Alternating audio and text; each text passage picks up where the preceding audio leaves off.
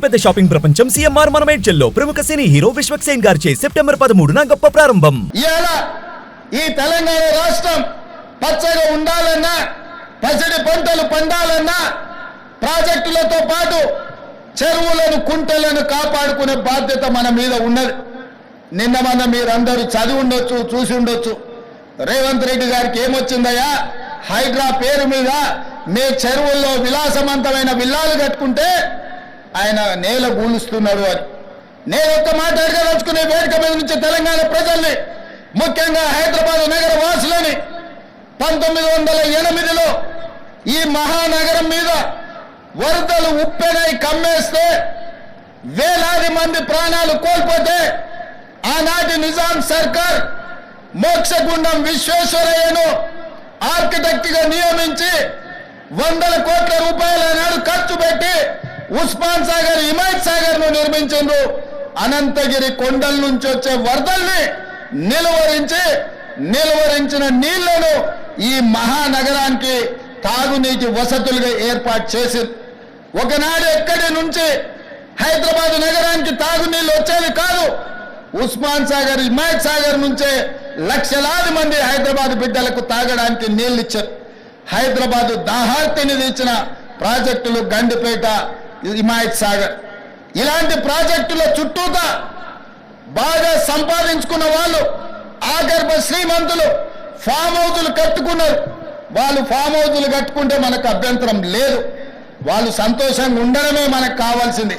కానీ ఆ ఫామ్ హౌజులలో ఉన్న డ్రైనేజ్ కనెక్షన్ లేదు. వాళ్ళ డ్రైనేజ్ తీసుకొచ్చి గండిపేట నీళ్ళలో కలిపిండ్రు. వాళ్ళు వాడిన డ్రైనేజ్ నీళ్లు గండిపేట నీళ్ళలో కలిస్తే ఆ నీళ్లు తాగడానికి నగరానికి ఇస్తున్నాం. నేను అడుగుతున్న మిత్రులారా, ఇవాళ మీరు చెప్పండి, ఎవరో బలిసినోడు కట్టుకున్న ఫామ్ హౌస్ డ్రైనేజ్ నీళ్లు గండిపేట తాగు నీళ్ళలో కలుస్తుంటే ఆ నీళ్ళని నగర ప్రజలకు తాగడానికి ఇస్తే ముఖ్యమంత్రిగా నేను వైఫల్యం చెందినట్టు కాదా? ఒక్కసారి ఆలోచన చెయ్యండి. భవిష్యత్ తరాలకు అందించాల్సిన బాధ్యత చెరువులు, కుంటలు, నాలాలను ఎవడెవడో ఆక్రమించుకుంటే వాళ్ళ ఆక్రమణలో చెరబడితే ఇవాళ నగరం మీద ఉప్పెనై వరదలు వస్తున్నాయి. ఆ వరదలు ఎక్కడికి వెళ్తున్నాయి? బస్తీలో ఉన్న పేదోళ్ళ ఇళ్లకు పోతున్నాయి.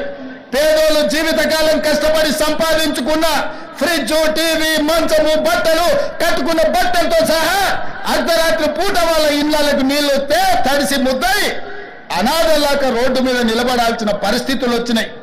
మున్నేరు వాగు పక్కన ఖమ్మంలో అయినా, వరంగల్ జిల్లాలో అయినా, హైదరాబాద్ నగరంలో అయినా, కృష్ణానది ఒడ్డున మునిగే ప్రాంతాలైనా దుర్మార్గులు ఆక్రమించుకున్న చెరువుల వల్లనే ఇవాళ వరదలు వస్తున్నాయి.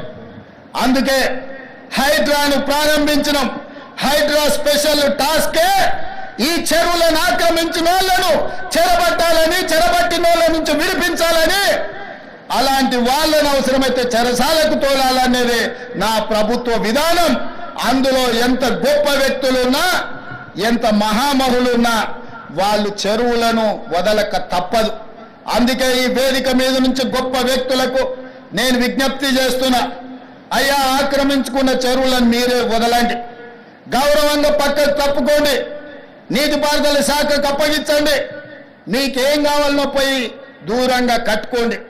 లేకపోతే ఉన్న పలంగా నేల మట్టం కూలగొట్టే బాధ్యత నేను తీసుకుంటా.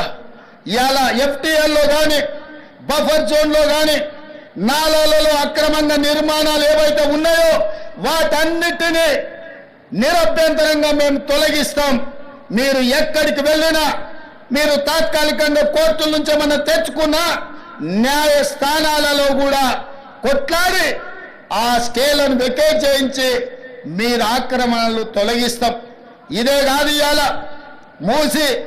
మూసి ఒకప్పుడు అనంతగిరి నుంచి వచ్చే కృష్ణానది జలాలకు ఒక ఆలవాలం. కానీ ఇవాళ కాలుష్యం అయిపోయింది. ఇవాళ మన బతుకులను చిందరబందర చేస్తున్నాయి. నల్గొండ జిల్లా రైతులు ఇవాళ ఏడుస్తున్నారు. హైదరాబాదు నగరంలో నుంచి వచ్చిన కాలుష్యం నల్గొండ ప్రజలకు చేరుతుంది. అక్కడ పంటలు కూడా విషమయమైపోయినాయి. మా కోమటిరెడ్డి వెంకటరెడ్డి గారు పదే నా దృష్టికి తీసుకొచ్చి నల్గొండకు వస్తున్న కాలుష్యాన్ని నియంత్రించండి, మూసీని ప్రక్షాళన చెయ్యండి అని. అందుకే కేంద్ర ప్రభుత్వ సహకారంతో మూసీ ఆక్రమణలు తొలగించి మూసీని ప్రక్షాళన చేసి ఒక అద్భుతమైన మూసీ రివర్ డెవలప్మెంట్ ఫ్రంట్ ను అభివృద్ధి చేసి పేదవాళ్ళకు అక్కడ వ్యాపారాలు చేసుకోవడానికి అవసరమైన అవకాశాలు కల్పిస్తాం. మరి ఇవాళ మూసీ పరివాహక ప్రాంతంలో పేదలు ఆక్రమించుకొని ఉన్నారు. జిల్లాల నుంచి వచ్చి ఇల్లు కట్టుకొని ఉన్నారు. రూపాయి కూడబెట్టి గుడిసెలేసుకొని బ్రతుకుతున్నారు. వాళ్ళ పట్ల మానవత్వంతో వ్యవహరిస్తుంది ప్రభుత్వం. మూసీ నాలలో ఉన్న శాశ్వత నివాసదారులు ఎవరైతే ఉన్నారో వాళ్ళందరికీ డబుల్ బెడ్రూమ్ ఇల్లు ఇచ్చే బాధ్యత ఈ రాష్ట్ర ప్రభుత్వం తీసుకుంటుంది. దాదాపుగా 11,000 మంది అక్కడ ఇల్లు ఉన్నాయి. ప్రతి వాడికి 11 కాదు, అవసరమైతే 12,000 మంది అయినా ప్రతి వాడికి డబుల్ బెడ్రూమ్ ఇల్లు ఇచ్చి వాళ్ళని ఆత్మగౌరవంతో బ్రతికేటట్టు ఈ ప్రభుత్వం పునరావాసం కల్పిస్తుంది. అట్లాంటి కార్యక్రమాలలో ఇవాళ శిక్షణ పొందిన ఈ ఎస్ఐలు ప్రజల సహకారం కోసం మీరు బాధ్యత తీసుకోవాలి. అదేవిధంగా ఎక్కడైతే ఆక్రమించుకున్నారో మూసీలు, ఎఫ్టీఎల్, బఫర్ జోన్, నాలాలో ఉన్న వాళ్ళు తొలగించండి. ప్రభుత్వ భూముల్లో లేకపోతే ప్రైవేట్ భూముల్లో అనుమతి లేకుండా కట్టుకున్న వాళ్లకు వాళ్ళని ఏదైనా రెగ్యులరైజ్ చేయడానికి స్కీమ్ ఉంది. కానీ ఎఫ్టీఎల్, బఫర్ జోన్, నాలాల వాటికి రెగ్యులరైజేషన్ స్కీమ్ లేదు.